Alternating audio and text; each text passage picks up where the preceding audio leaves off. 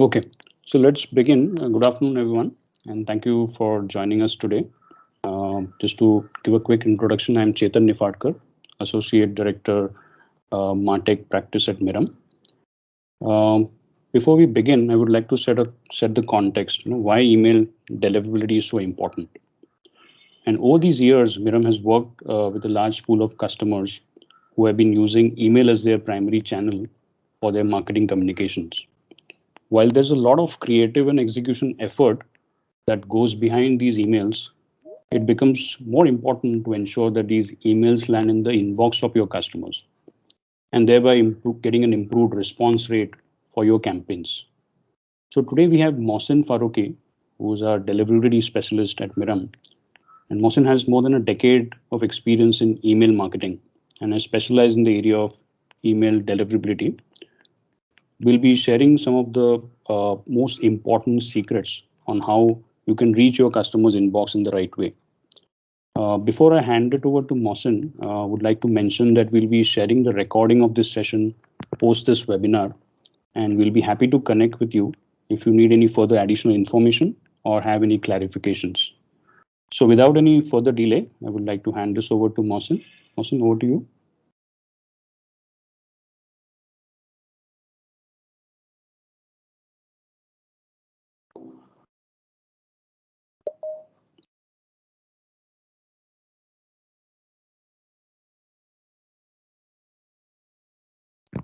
Mohsin, can you hear me?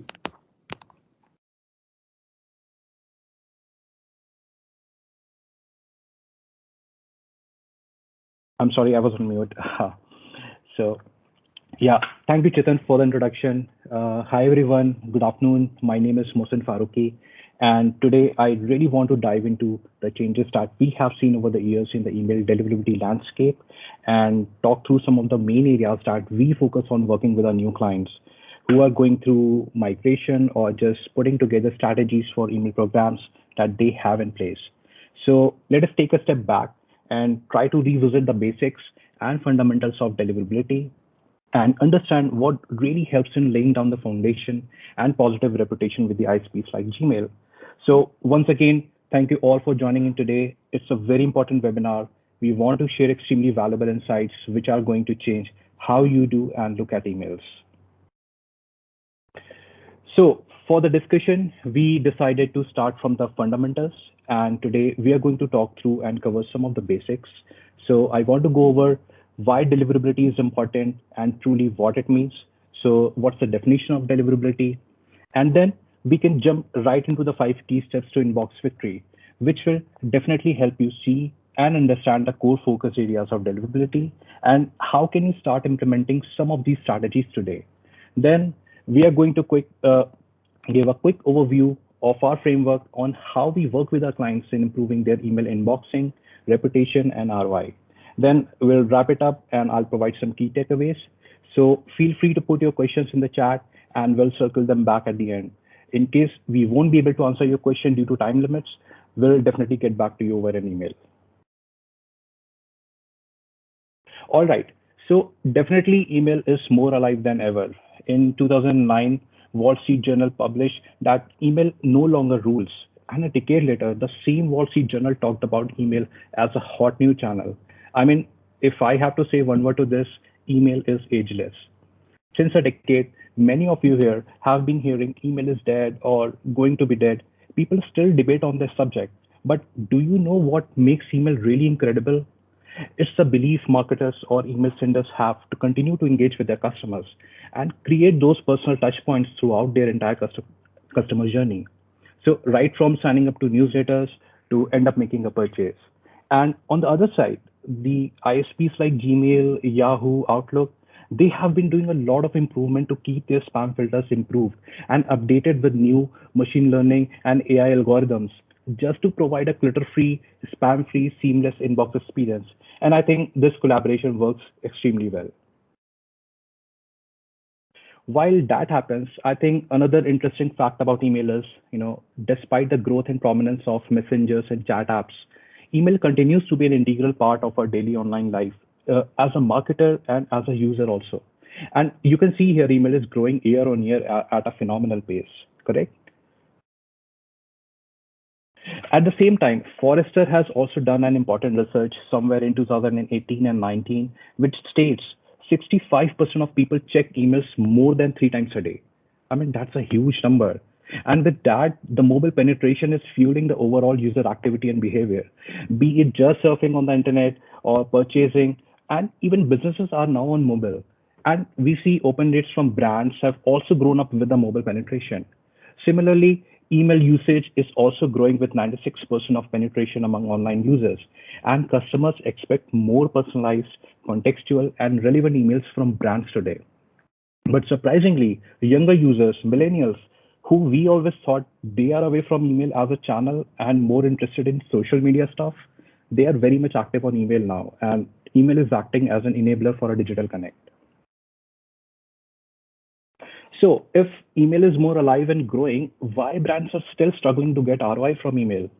Well, there are four major culprits for poor deliverability and email ROI going down. So, it starts with the list always, the data collection practices and how they maintain the hygiene of the list.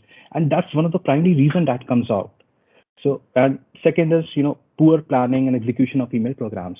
So there are a lot of brands that we have spoken to, and what we have realized is that they don't have the proper strategy and plan for email programs that they run.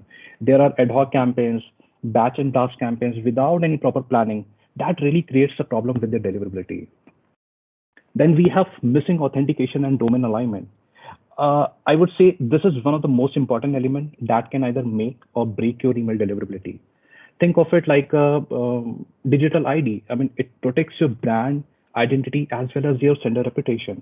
So if your domains and IPs are properly configured, authentication standards like SPF, DKIM, and DMARC are properly set up, and all the domains are aligned in the headers, you can definitely safeguard your digital assets and build a legit identity in the eyes of ISPs. So with that, when you don't have the right productive list or the right strategy, planning, and execution of email program, or you have got missing authentication and unaligned domains in the headers, then emails would definitely start landing into spam. And when that happens, the ROI would go for a toss. And I think after going through all of this, don't you think email is complex? I mean, it's not really easy, right? So look at the way it has evolved in the last decade. Spam filters, earlier they were very rule based. Today they are very advanced. They use machine learning and AI to filter out spam. In fact, the spam filters are now much more focused at each recipient's behavior and behaving differently for each recipient. Also, if you look at your inbox and the amount of emails that you receive it every day, so when you all are receiving not just few emails, but a lot of emails in your inboxes in a day, then how do you plan to get across that clutter? I'm sure you would feel like you are walking in some business market, right? And in that context, reaching that inbox and ensuring the end user actually opens, clicks, or even reply back to your email, I think this sounds extremely tough, correct? So, and top of that, you would also want to know where are your emails landing, because as a smart marketer, you would not sit idle and hope for your email to land in inbox. For monitoring inbox placement, you would have to make sure that you insert a seed list in your campaigns. Make sure the spam filters and your seeds go hand in hand, because seeds don't open, click, complain, or unsubscribe on their own. You have to behave like a real user with the seeds. And that behavior has to come either via human approach or via some AI powered intelligent seeds. While all that's happening, Gmail is really pushing harder for brands to send quality and wanted emails. They started this whole herd of customer engagement and put a heavy weightage to engagement in their filtering mechanisms. So, what is deliverability and why it matters? Well, it is a made-up word by email geeks and veterans, but marketers often, gets mixed up with the term delivery. Most of the marketers think that delivery and deliverability are interchangeable terms, and really they are not. In fact, they are very separate. Delivery refers to mail acceptance rates, and it's quite technical in nature. But deliverability refers at the rate at which emails are landing into the inbox rather than the spam. And yes, deliverability is half art, half science, but more of a habit. And that's true. Look at the science side of deliverability, which deals with infrastructure, domain alignment, data collection practices, your list hygiene practices, data sunset policies, whereas the art side deals with the creative ways of presenting content to the end user. I mean, whether it's the text, the design, subject lines, call to actions, your copy. So, and when you look at the habit side, which is quite the challenging part, even if you know the art and science of deliverability, everything will come into action, only once you form a habit to follow the right blueprint and best practices every time you deploy any new email program. So it deals with a dedicated skill set and consistent habits to protect your email programs from any kind of damage. And with that, let's get right into the 5 key steps to inbox victory, starting off with list building and hygiene efforts. So every email program starts with list building. So basically, there are two broad categories I'm sure you must be aware of: single opt-in and double opt-in. So single opt-in is like, when you go to any website and put your email address and they have accepted your email address and they start sending out emails. Whereas double opt-in is when you go to any website and put your email address, they send you a confirmation email with a link, and they would expect you to confirm that you are giving your permission to send emails which are more aligned, powerful, and relevant to what you have subscribed for.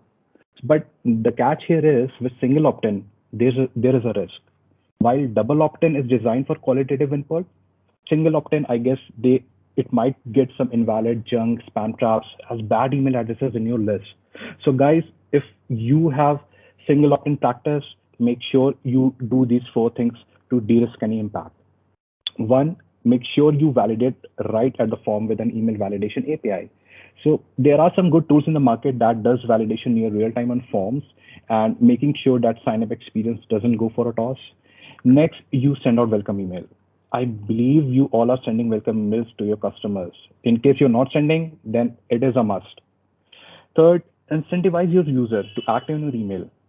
Make sure they not only just open and click your emails, but also reply back, because that response to an email is extremely powerful and important and can take your deliverability to the next level.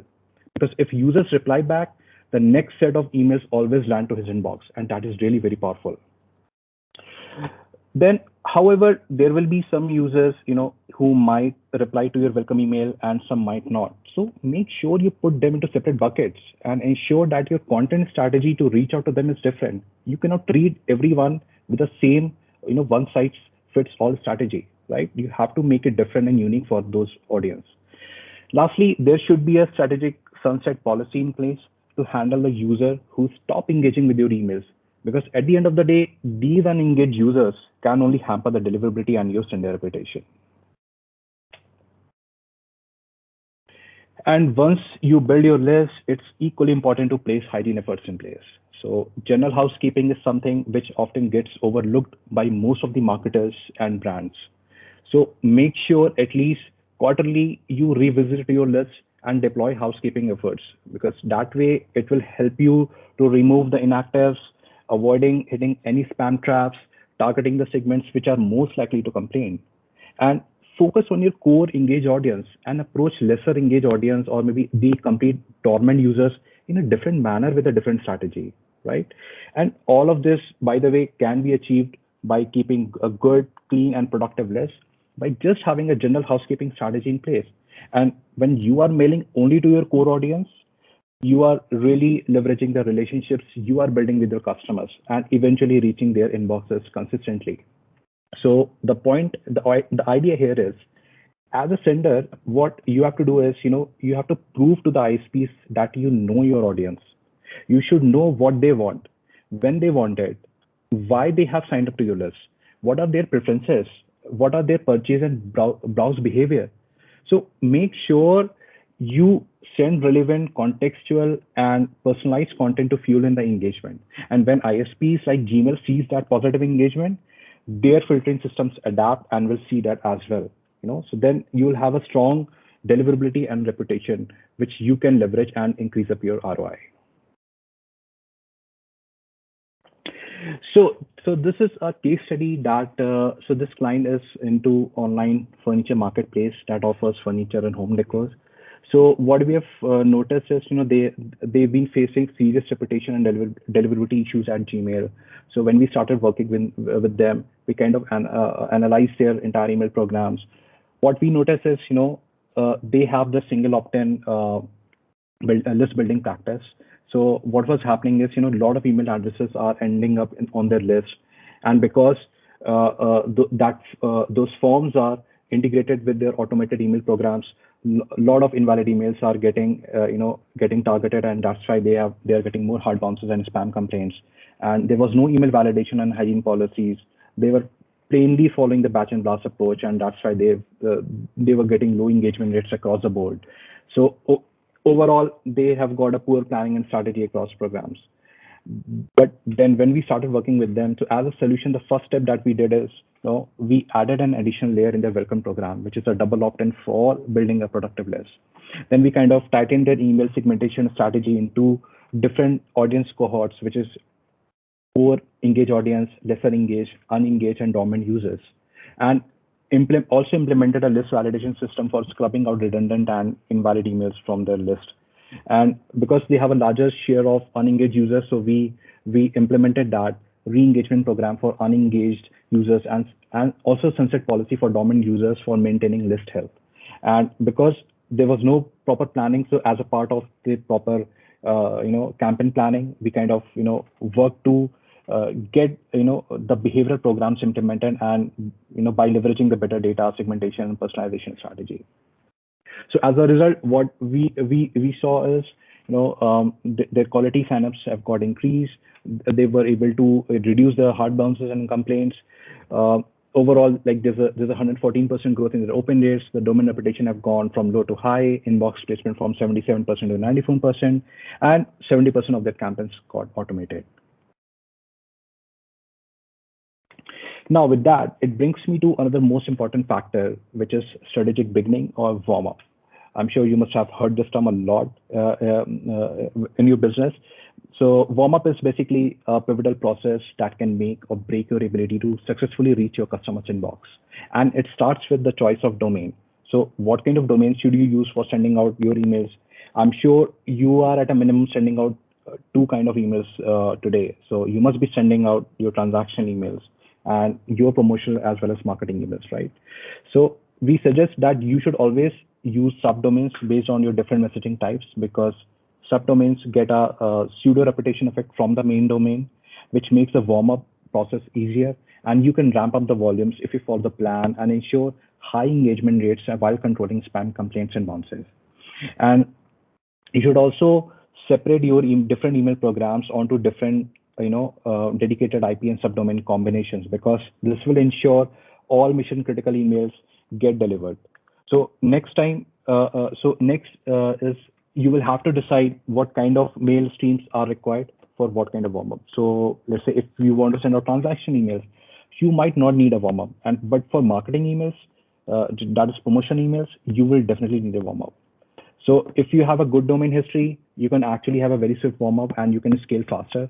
But if your domain history has a legacy or has some bad history, then your warm up plan will be a little slow and conservative.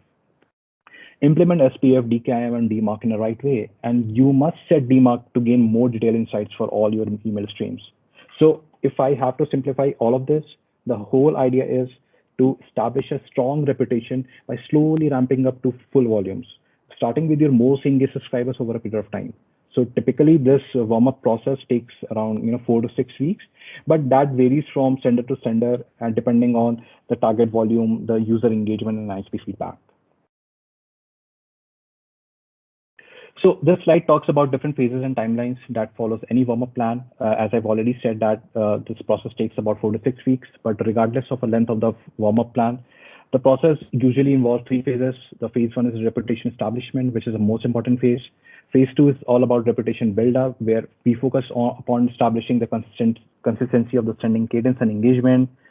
Phase 3 is all about monitoring, which is all once the build-up process has completed and the target volume has been reached, it is important to continue monitoring and adjusting the sends until a consistent deliverability and inbox placement has been established. So when it comes to setting expectations, when we start any warm up, there will be some fluctuations that you may face. So for example, you may face mail oscillation. This happens intentionally on the ISP side, where emails are put intentionally in the spam folder because they're still not sure about your sending pattern, your audience engagement behavior, and whether you are a reputable sender or not. There can be blocks that can occur, and that's going to be across the board, especially for emails that are generating a lot of complaints and where we have lack of engagement in those initial 2 weeks. So that's why it's important to mail to your most engaged audience, especially during that first 2 weeks. You can face spam folder placement, deferrals, and delays, and it happens from time to time, but it gets lessened as you move forward by following the best practices. So when we enter the reputation ramp phase, which is week third, fourth, and beyond, the reputation building will continue, which is going to help you support your key mailing initiatives as we move forward. So let's take a look at this case study. There's another client that we have worked with. So they provide loans, different products around loans, investment, insurance, and wallets. So they have got bad sender reputation, deliverability rates, and blacklisting issues across major ISPs. The major factor that we found out, they have not followed any kind of proper warm up and reputation ramp. So they were using multiple domain and IPs on multiple ESPs. They were using shared IPs. They were not following any good email practices. They were all following the bad email and affiliate marketing practices. There was no campaign governance across business units because every business was running their own email shop. Nothing was centralized. So no email validation and hygiene practice and batch and blast approach. So as a solution, what we did is, we onboarded the relevant stakeholders and leadership team on deliverability strategy and plan of action. So once they got onboarded, then we started implementing the proper warm-up and reputation strategy from the scratch. We kind of worked closely with the marketing team to implement the campaign and data governance policies to make everything centralized to marketing department. Then we implemented the list validation system and re-engagement programs for the unengaged audience and sunset policy for the dormant users. And we kind of tightened the engagement criteria across segments. So as a result, where the company was not able to send any email campaigns, they got increased to 5 million plus monthly volumes. The open rates have gone from 3 to 4% to 10 to 12%. Domain reputation have gone from bad to high, and inbox placement from 33 to more than 90%. And overall improved quality sends by tightening the engagement criteria. So let's dive into the third factor. Let's dive into the healthy engagement. I feel what's core to any successful email marketing program is healthy engagement. So we have to fuel it in the beginning when we are just starting out, and we have to keep fueling engagement as we move forward. So within the filtering systems, it's all automated, and there's machine learning and artificial intelligence that all comes into play. And all these user actions that you see, positive signals, negative signals, it dictates a lot where email is going to be delivered. So moving on to the most important factor, which is optimal email infrastructure. So when it comes to email infrastructure, there's a lot that goes into this, but today we are going to focus on the key elements which you as a marketer should know. So your emails require a robust and a smart infrastructure, which is an optimal mix of how your ESP has set the domains, your reply to address, authentication, domain alignment. So that works efficiently to not only protect your digital assets, but also deliver emails to inbox. So starting off with your sending domain, which is at the forefront of your email program, because your sending domain plays a major role in ensuring high email deliverability. So some of the basic rules, like, you should define the subdomains nomenclature as per the messaging strategy and for a better brand recall. Two could be, your sender reputation must align your domain name to your website. Third could be, you should be smart and create different subdomains depending on different type of emails that you wish to send, right? Now, another very important aspect is authentication and domain alignment and other email security layers that you should implement. So authentication, comes from email security view. And I feel email security is one of the most important component for protecting your sender reputation. That's why it's important to have multiple methods of security enabled for your digital assets. Just like you keep your physical assets protected from any intruder at your house, similarly, digital assets are equally valuable and should be secured. So make sure your system logins are protected by 2FA, because if those systems got compromised, bad actors can actually send malicious emails from your domains, which has SPF, DKIM, and DMARC pass, and it can eventually run down your reputation. So SPF is sender policy framework, which authorizes ESPs to send emails on your behalf. One thing which I would like to highlight here is, any domain that's owned by your organization should have the SPF record, even if that record says no services authorized to send on its behalf. So, because if you don't do that, you are simply giving these bad actors a chance to misuse your domains and IPs that are vulnerable. Because without SPF, ISPs like Gmail, they have no way of knowing which services are authorized to send on sender's behalf. And that's how you come to know when you start monitoring DMARC reports closely. DKIM is more like a digital signature, which will tell, whether the tampering has happened while the email was in transit or not. So if the DKIM signature is not there, then Gmail will not know whether the content got tampered within transit or not. DMARC, I think this is one of the most important and a great solution that solves a whole number of problems. In simple words, it will allow you to monitor and understand who's using your property, which is your email domains, IPs, and corporate domains. Since you as a brand own the domain, then you would have to do it only at the main domain level. So simply do it once and start getting the data for everything. You just have to put the main, one DMARC record at the main domain and apply the policy to all of the subdomains under that. So one thing to highlight here is, in case your domains are not protected by DMARC, then your domains and IPs are more vulnerable to cyber attacks because these bad actors are consistently looking for weak spots and easiest targets. And not having DMARC, DKIM, and SPF will actually make it very easy for these people to ruin their reputation and impersonate the security. So even if you have implemented everything correctly, So DMARC has 3 main policies like, the none, quarantine, and reject. So as a best practice, you should always start with a none policy instead of quarantine and reject, because managing DMARC reports requires some level of infrastructure to accept and process the incoming reports. So make sure you build a small project team within your organization by involving relevant stakeholders from IT, finance, marketing, and even partners that you work with. Because DMARC projects usually takes time, and if you're thinking about it to do it for your organization, I think today is the right time to start looking at it and start protecting your sender reputation and your digital assets.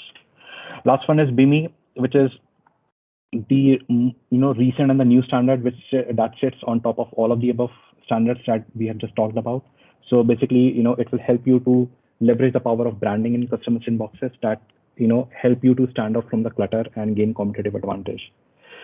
So other security layers that you can think about is 2FA, that's basically allows you to secure logins against unauthorized access. So as a best practice, whenever we onboard any new customer on Salesforce, this is a mandatory checklist item. And in case you have multiple email and DNS systems within your organization that you use for sending emails, so please make sure that you have 2FA enabled across the board. Another important piece that you should implement on your web forms, especially, which is CAPTCHA or reCAPTCHA. So reCAPTCHA is kind of advanced. So what it does is, it will help you to protect your web forms against any kind of bot attacks, which are happening very frequently these days. So without it, your website can be hijacked by bots, and it can fill up your customers' inbox, potentially causing them to miss important notifications, and eventually, your audience will start reporting you as spam. The last one is the CDN, which is Content Delivery Network. It basically sits on top of your website as a firewall, and it actually helps protect against malicious services accessing your website. So I know this is a lot, but the question here is, why do I need all of this? Why making email more complex if it's already complex, right? So I think the answer to this is here, and I'm sure it will start making sense to you, whatever we have discussed in the previous slide, as why authentication and email security layers are important for your business, because fraud is everywhere. So it's important for you to make sure everything you are doing is doing everything for your deliverability. And how can you protect your brand as well as sender reputation? Because email landscape is growing at a tremendous pace. And with this, bad actors are also trying to bypass the weak security protocols, so which are more vulnerable to cyber attacks. So what I'm trying to say here is, look at the bigger picture here. Deliverability is not just limited to domains and IPs which are used to send marketing emails, but also the ones which are used for internal business communications, and the ones which you have bought and parked within an organization and not sending anything. So all the domains and IPs must be authenticated and secured with SPF, TKIM, and DMARC, despite the fact they are in use or not. So that's why DMARC is very important for you to deploy as a project, protecting your main domain and apply it to all of your subdomains under that. Perfect. So let's talk about the last, but definitely the most important relevant weighted parameter within the filtering systems, which is sender reputation. So factors building a solid and positive sender reputation holds a key to your successful email programs. Most ISPs have actually trained their filters to look at your sender reputation before making deliverability decisions, so that they should be able to identify good senders versus bad senders. So it's like, the spectrum of wanted versus unwanted email streams. So one end is the perfectly good email where everyone wants to see it and nobody's going to complain, and other end of that spectrum is the perfectly bad email which contains malware, phishing, and everyone will complain and nobody wants it. So as reputation slides to the bad end of the scale, your ability to deliver to the inbox decreases. So the higher the sender reputation, ISPs will likely to deliver your emails to the inbox. So it's more about relationships. So your current reputation is a reflection of the past performance, and that's how it gets attributed to your campaign performance, deliverability, and revenue. So when it comes to reputation, so basically there are three reputation types that affects inboxing, which is domain, IP, and content reputation. So Gmail relies heavily on domain reputation because it indicates brand's identity. So whatever you do in the digital as well as email ecosystem, Gmail do consider that in the reputation score. And I'll tell you about that in some time. So basically there are four domains that contribute to the score, which is DKIM signing domain, SPF and return path domain, visible from domain, which is your sender domain, and URL and image hosting domain. So every domain carries its own reputation. So it's important for you to ensure you follow a good domain strategy and align all your domains so that Gmail see you as a legitimate sender. So when it comes to the IP reputation, it is a straightforward identifier in determining email reputation. So that's why we recommend using dedicated IPs as compared to the shared ones, because it gives you the power and control to manage your own reputation by following all the best practices and strategies. Lastly is the content, because it also its own reputation. The links, the keywords, the image hosting links, even the footer content and your template layout, which Gmail can cache. So make sure you test your content internally on multiple seed IDs, do inbox placement and rendering tests, and fix any issues that you may see before sending out to your target audience. So these are some of the key factors that affect sender reputation and deliverability, but not limited to. We have anyways talked about these in a way, already, but let's go through them quickly once again. So avoid getting high spam complaints, hitting high hard bounces. If you follow the irregular cadence and low engagement, and if your domains are not properly authenticated, or your domains and IP got blacklisted and you're hitting spam type hits, these all contributes to the negative sender reputation. So just to summarize everything, I would say domain reputation is a mix of a lot of things, not just limited to your email programs, but including how your website is ranking on Google, because Google uses all the data they have for domain reputation, and the reputation of your website does affect deliverability. So make sure everything you are doing today, do it for your deliverability and how you can protect your brand as well as sender reputation. So with that, here's a quick recap for everything we have just talked about in detail. So list building and hygiene efforts, your optimal email infrastructure, strategic beginnings, healthy engagement. So when you place everything, each of these factors in place strategically, then of course you'll have a chance to get a positive sender reputation, and you have to continue building that moving forward. Last but not the least, there's a bonus step that I would like to share with you all, and I believe monitoring and measuring success is also one of the most important element to your email program. So there's a couple of measurements that you can track to get the holistic performance view. It starts with seed list monitoring. So you can add seed lists to your campaigns to measure inbox placement. So, and when it comes to reputation monitoring, you should definitely look at Google Postmaster dashboards, which gives you a lot more valuable insights about your reputation health. So for inbox placement, we work with our deliverability partners to ensure our clients should have the complete picture about their campaign performance and inbox placement. Do monitor all your domains and IPs on blacklist, because if you are listed on any anti-spam bodies like SpamHorse, you would probably have to get it whitelisted before you start implementing any revamp strategy. And lastly, your relevant and campaign metrics that you should track, because when you track all of this, you will be able to make right data driven decisions to improve your email programs and ROI. And with that, if you think there's a lot and it's quite overwhelming, we can definitely work with you and help you increase your email inboxing in a very strategic and process oriented way. So guys, let me introduce DAS. It's Deliverability as a service. So it's basically a brand new strategic technical expertise offering by us that focuses not only help you overcome deliverability issues, but also focuses on alignment with your business and marketing goals to actually help you improve inboxing and reputation so that you can reach to your customers inbox strategically by leveraging the power of data and technology. And why do you need it? I'm sure whatever we have discussed so far, you would agree that there's a lot that goes into deliverability, right? It is challenging, it's time consuming, it's mission critical. And when it comes to delivering emails successfully to your customers inbox, this is where you need an outside in perspective by partnering with a dedicated expert who you can work closely with and who can help you actually achieve your email marketing goals. So that's why we have introduced DAS as a new deliverability consulting service that's not only limited to implementing strategic email solutions for your brand, but also giving you the right awareness, tools, and knowledge.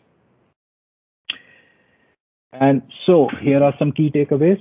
So starting off with proper warm up and ramp up. So start slow and steady and have a strategic approach to ramping new programs.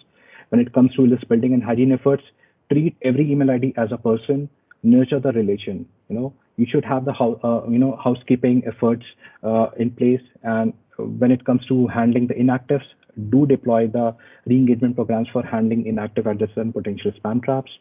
Always ensure to build a healthy engagement, you should know your audience, what they want, what are their behaviors, and define a clear engagement criteria and revisit them regularly. So when it comes to optimal email infrastructure, make sure your domains are properly set up. There's a consistency in domains, and you should set up your authentication as well as email security methods for your business, so that it gives an important starting point for establishing a positive reputation with ISPs. So when you do all of this, so make sure you build a positive sender reputation, because reputation holds the key for a successful email program. And basically, if you want to achieve high email ROI, so make sure you build a right permission practice, ensure the healthy engagement with your users, and build a positive reputation, and that's how you will get a better ROI for your business. And last is, follow a TPLG approach. So the entire context of this session is, you have to think like an ISP, protect your digital assets, listen to your customers, and give exactly what they're looking for. And with that, we are open for questions.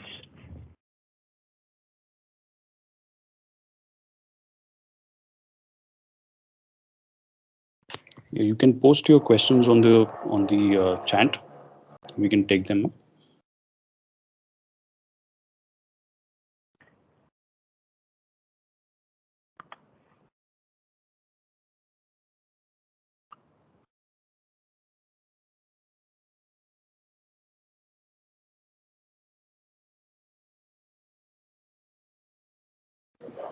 So, Mohsin, there's a question from Surekha. Okay. How do I improve my ROI from email program? Oh, I guess this is a great question, Sureka. So, so, so for any brands, I mean, in order to improve an inboxing from the ROI for email program, so it takes a lot of things. I mean, so whatever we have discussed so far, so all the elements, you have to make sure you have the right segmentation and data collection practices. You should have a strong segmentation strategy, with respect to your core audience, lesser engaged and unengaged audience. Have the right sunset policy, and uh, always think about how you can build a healthy engagement with your users, because if you encourage them to reply back to your campaigns, that also build a solid foundation for a reputation. And when everything, when you connect all the dots together, then it's definitely going to see an impact on the ROI, because doing just one thing, it's not going to impact ROI much. But yeah, if you look at the whole picture, so first of all, you should know how are you measuring the ROI for from an email program currently.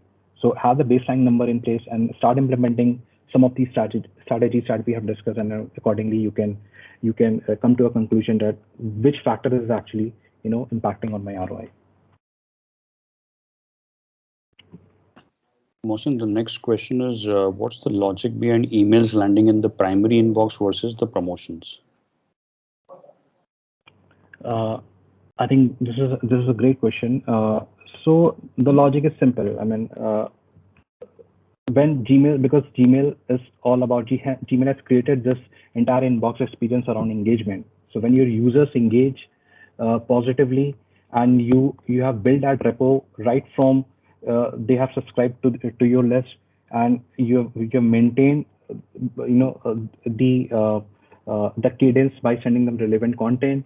So when they start engaging with your emails, then of course Gmail will see that as a positive signal, and your emails will start landing into in spam. Also, if as a brand, if you start educating them on moving the emails, if the emails are landing into promotions, and if these are some important notifications, you can educate your customers about dragging them to primary inbox. And that's why reply back campaigns are very important, because once the user responds, Gmail will see that this is a very important communication for the user, and the next set of emails will start landing into the primary inbox. The next question is please walk me through the positive and negative signals for healthy engagement.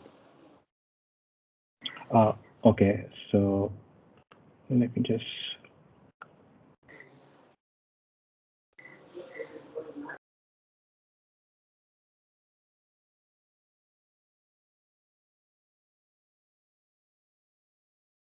a minute. Okay, so positive and healthy negative engagement factors. So positive signals, it's starts with the major uh, uh, the preference give was Gmail assigns to those users who add the sender address to their address book. So, and if you encourage, like I said, if you encourage users to reply back, or maybe they forwarded that message, that also gives a positive signal. So, if the users are, they're dedicatedly checking their spam folder, and if somehow they see that the email which is supposed to land in the inbox, and somehow the spam filters have landed into the spam folder, then if the user is moving that message from spam to the inbox, it is a positive signal. And of course, opening of those emails and clicking through and spending time on that email actually triggers tells Gmail that yeah, the users are actually engaging, and these are the kind of positive signals. Whereas the negative signal side of it, if the users are directly reporting you as a spam, and leaving, even if that message is in a spam folder, and users don't move that message from spam to inbox and leaving it there, that's also a negative signal. So deleting the messages without reading and ignoring all the messages, so that's how you have to make sure all these user actions actually dictates a lot. So, and that gives us signals to ISP where the mail should actually be landed. So it's all about user behavior. That's what Gmail is more concerned about. Does that answer your question? Yeah, I think Ritvik, I hope that answers your question. The next question is again from Varshini, a follow-up question. There are any ways to ensure that our emails land upon the primary folder? And is this dependent on type of messaging, or does it depend on the reputation built historically? So yeah, I think this is also a great question. So just try to think about it. The intended behavior for Gmail's platform is to not put you in the primary tab, and to focus on how to maximize the recipients that you have in the proper tab. So what I mean to say is, trying to get the promotion emails into the primary tab is it's not going to work. So the Gmail has designed their entire system. Uh, that's why they have created these tab functions, so that they segregate the different kind of messages into respective tabs. So like I said, you have to make sure, if you're engagement is healthy with your users, and you are consistently, cleaning up your list and following all the general housekeeping items, and make sure that that user, that whatever content you are sending is relevant to them, definitely they're going to engage. And when that the consistent engagement that the Gmail will see from the user, it's going to land your campaigns in the inbox. And do make sure to implement the reply based campaigns, because these campaigns are really powerful. And because once they reply back, the sender address get added to their address book, and the next set of emails will land into the inbox.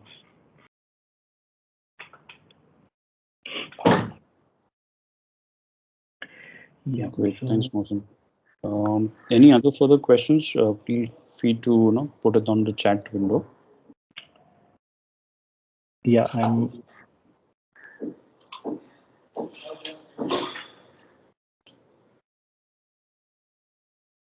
so any other question that we have, or can wind up the session?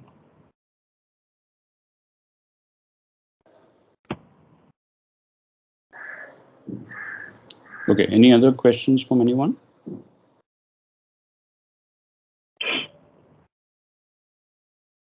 Okay. I think there are few questions being typed, but I think before that, I think Mohsen, thank you for this valuable insight into managing deliverability, and I'm sure everyone could relate to these challenges on inbox placement. And so before we close in, I would like to give you all a heads up on an upcoming session that we will be focusing on the SMS as a channel of communication. Right? I mean, today we focus on the email as a channel of communication, where inbox placement and deliverability is of prima facie very important to make sure that you get a good response rate on your campaigns. So next session will be actually on the SMS channel, where we will talk about the Go URL, and we'll talk about how to manage, monitor and monetize your URLs. And we certainly look forward to having all of you there. You will receive a communication soon, so we request you to stay tuned. And once again, thank you for your participation today on this session, and we all look forward to talking to you very soon. Thank you so much. Yeah. Thank you so much, everyone. One more thing. So, guys, if you would like to know more about DAS and how we can help you, so you can definitely reach out. Our team is going to reach out to you, and you can definitely drop in a mail to us, and we'll definitely look forward to work with you.